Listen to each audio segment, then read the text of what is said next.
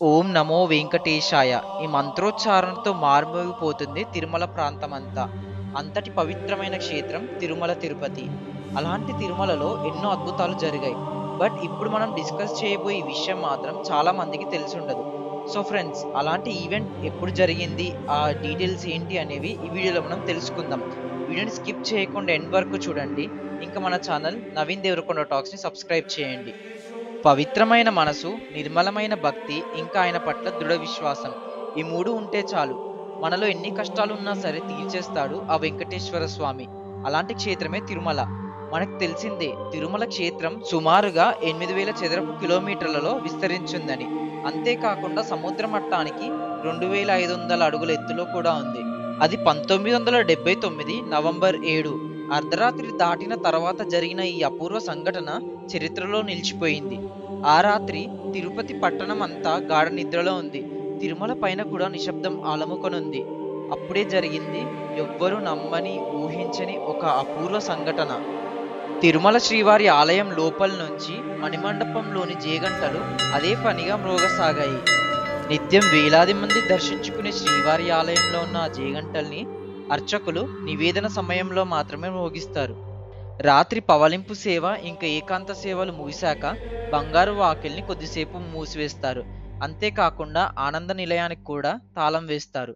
ఇంకా గాలి గోపురాన్ని కూడా మూసివేస్తారు. తిరిగి సుప్రభాత సేవ అయిన తర్వాతనే ఈ తలుపులన్నీ తెరుచుకునేవి. అంటే ఆ సమయంలో ఆలయం లోపల ఎవరు ఉండరు.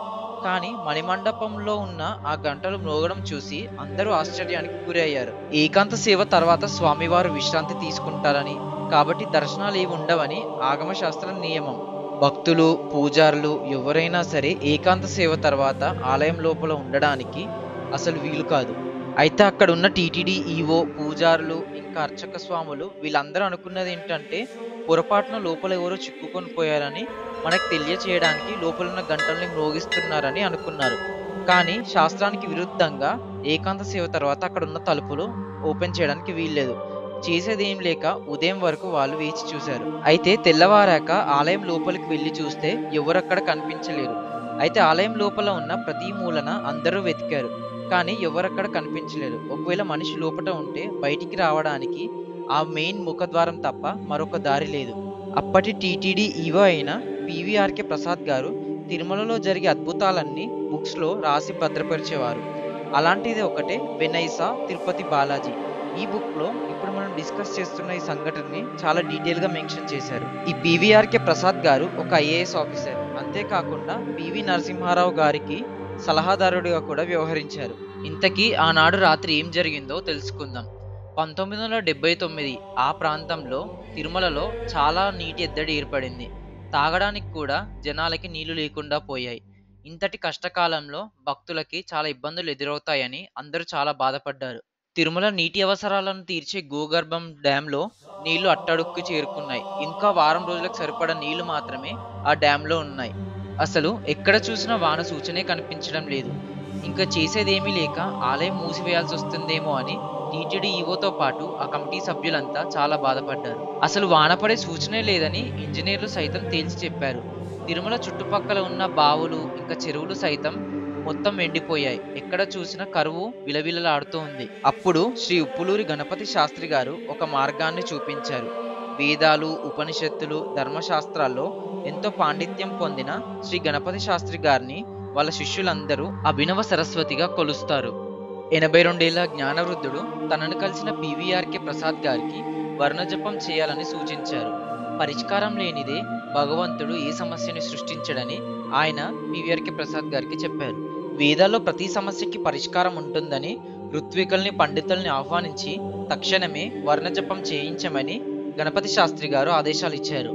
పౌరాణిక కథనాల్లో ఇలాంటి కరువు కాలం ఏర్పడినప్పుడు ఈ వర్ణజపాలు చేసి ఎంతో మంది సురక్షితంగా బయటపడ్డారని గణపతి శాస్త్రి గారు సెలవిచ్చారు. ఉప్పులూరి గణపతి శాస్త్రి గారు చెప్పినట్లుగానే 1979 నవంబర్ 8 నుండి 3 రోజుల పాటు తిరుమల కొండపైన వర్ణజపం జరిగింది. వరుణయాగం ముగిసిన తక్షణమే భారీ వర్షం కురుస్తుందని పురాణాల్లో చెప్పారు. కానీ ఇక్కడ చూస్తే ఎక్కడొక మబ్బు తునక కూడా కనిపించడం లేదు. ఇంకా చేసేది ఏమీ లేక అందరూ నిరుత్సాహంతో ఉత్సవమూర్తుల్ని ఆలయంలోకి తీసుకొని వెళ్దామని బయలుదేరుతున్నారు. ప్రధాన ఆలయం ఇంకా దూరంగానే ఉంది. ఉత్సవమూర్తుల్ని తీసుకొని అందరూ మాడవీధుల్లో ముందుకు సాగుతున్నారు. ఎవ్వరూ పక్కకి జరగలేని పరిస్థితి. ఇంతలో ఆకాశమంతా మేఘావృతమైంది. చూస్తుండగానే కుండపోత వర్షం కురిసి తిరుమల ఆలయం అంతా సగం వరకు నీళ్ళొచ్చాయి.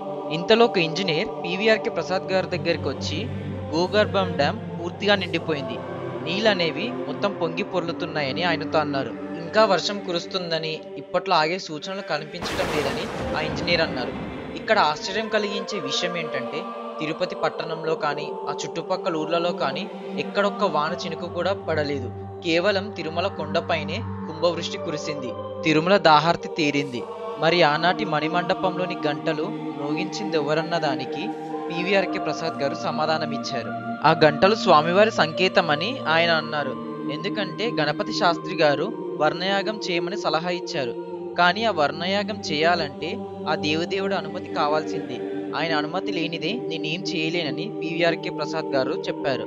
అప్పటికే వర్ణయాగం ఒకసారి వాయిదా పడింది. ఇంకా భూగర్భం డ్యాంలో నీళ్ళు అనేవి అడుగంటిపోతున్నాయి. ఇంకా చేసేది ఏమీ లేక పీవీఆర్కే ప్రసాద్ గారు స్వామివారిని దీనార్తితో వేడుకున్నారు తిరుమల కష్టాన్ని తీర్చమని. ఆ రాత్రి పవలింపు సేవ తర్వాత అందరూ వెళ్ళిపోయాక స్వామివారే తన జేగంటలు మ్రోగించి ఈ వర్ణయాగానికి అనుమతిచ్చారని పీవీఆర్కే ప్రసాద్ గారు విశ్వసించారు. ఈ సంఘటన జరిగిందనడానికి ఆలయ అర్చకులు ఇంకా అక్కడున్న భక్తులే సజీవ సాక్ష్యాలు. ఇంతకంటే ఏం చెప్తాం చెప్పండి. ఇలాంటి రహస్యాలు తిరుమలలో ఇంకెన్నో దాగున్నాయి. స్వామివారి లీలా విశేషాలు ఎన్నో. బ్రహ్మ, విష్ణు, మహేశ్వరులని మనము సృష్టి, స్థితి, లయకారకులుగా చెప్పుకుంటాం. విష్ణుమూర్తి దశావతారాల్లో మనకు ఎన్నో రహస్యాలు దాగున్నాయి. కానీ తిరుమలలో ఉన్న మూర్తి మాత్రం విష్ణుమూర్తి దశావతారాల్లో ఒకటి కాదని పండితులు చెప్తున్నారు. తిరుమల ఆలయాన్ని చోళులు, పాండ్యులు ఇంకా విజయనగరపు రాజులు ఎంతగానో అభివృద్ధి చేశారు. అయితే ముఘల్ సామ్రాజ్యం తిరుమల ఆలయం పైన ఎన్నోసార్లు దండెత్తాలని ప్రయత్నించారు. కానీ తిరుమల ఆలయం భౌగోళికంగా కొంత పైనుండే కారణంగా వాళ్ళు తిరుమల కొండ ఎక్కడానికి ఎంత ప్రయత్నించినా సరే చేరుకోలేకపోయారు. దానివల్ల తిరుమల కొండపై ఉన్న ఆలయాన్ని ధ్వంసం చేయలేకపోయారు. ఈ ముఘల్ ఇంకా ఢిల్లీ సుల్తాన్లు తిరుపతి చుట్టుపక్కల ఉన్న ఎన్నో ఆలయాలను, అలాగే ఊరుగల్లులో ఉన్న దేవాలయాలను, అంతేకాకుండా ఆంధ్రాలో ఉన్న ఇంకొన్ని ఆలయాలను ఎంతగానో ధ్వంసం చేశారు. సుమారుగా 1311 ఆ ప్రాంతంలో ఢిల్లీ సుల్తాన్ అయిన మాలిక్ కఫూర్ శ్రీరంగం ఆలయం పైన దాడి చేశాడు. అక్కడున్న ఎంతో సంపదను తనతో తీసుకొని వెళ్ళాడు. అయితే అక్కడున్న అర్చక స్వాములు ఉత్సవమూర్తులను తీసుకొచ్చి తిరుమల ఆలయంలో దాచిపెట్టారని చరిత్ర చెప్తుంది. పరిస్థితులన్నీ సర్దుకున్న తర్వాత తిరిగి ఆ ఉత్సవమూర్తులను శ్రీరంగం ఆలయంలోకి తీసుకొని వెళ్ళారంట. తిరుమల ఆలయం ప్రపంచ దేవాలయాల్లోనే ధనిక ఆలయం అని చెప్పొచ్చు. ఎందుకంటే సుమారుగా 250 లక్షల కోట్ల నిల్వలు తిరుమల ఆలయం ట్రస్ట్లో ఉన్నాయి. అయితే భక్తులు విశ్వసించేది ఏంటంటే ఈ అప్పంతా స్వామివారు తన వివాహం కోసం కుబేరుడి దగ్గర తీసుకున్నారని, కలియుగంతం వరకు దీనికి వడ్డీ చెల్లిస్తాడని భక్తులు విశ్వసిస్తుంటారు. భక్తులు వివిధ రూపాల్లో ఈ సొమ్మును చెల్లిస్తుంటారు. అది ఏంటంటే తలనీలాల్ని సమర్పించి, అలాగే హుండీలో నిలువు దోపిడీ సమర్పించుకుంటారు. ఇవన్నీ స్వామి పట్ల భక్తులకున్న నమ్మకం. సో ఇది ఫ్రెండ్స్ ఇవాల్టి వీడియో. ఈ వీడియో కనుక మీకు నచ్చినట్లయితే మన ఛానల్ నవీన్ దేవరకొండ టాక్స్ని సబ్స్క్రైబ్ చేయండి. ఇంకా మీ ఫ్రెండ్స్కి కూడా షేర్ చేయండి.